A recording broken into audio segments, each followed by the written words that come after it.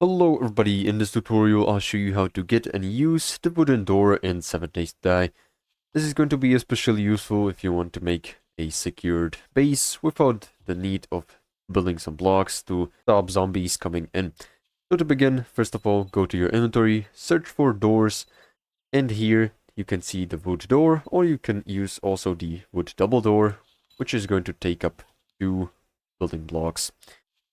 And to craft it, you will just need 10 pieces of wood, which you can get by finding some trees using a stone axe or better, or punching these bushes with your hand.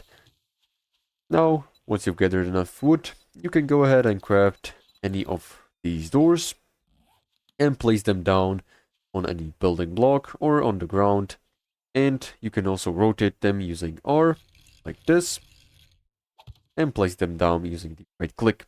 Also, when you aim at the door and hold down E, you can see many more options, like enter code, so that if you are playing multiplayer and want to have a code that's needed to unlock these doors, you can use it. You can use the enter code button, or you can lock them so that nobody can open them except for you. Now, you can also upgrade these doors using some kind of a upgrading tool, like the stone axe. In my case, I'm going to use the nail gun. And once you right click on the door that you want to upgrade, it is going to show in the bottom right corner what you'll need to upgrade it. So in my case, it requires 1 iron door to upgrade it.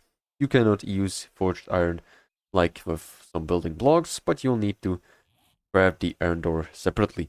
And this is going to make the door a lot stronger. And this is pretty much all how to get it. So make sure to like and subscribe if you found this helpful, and see you in the next one.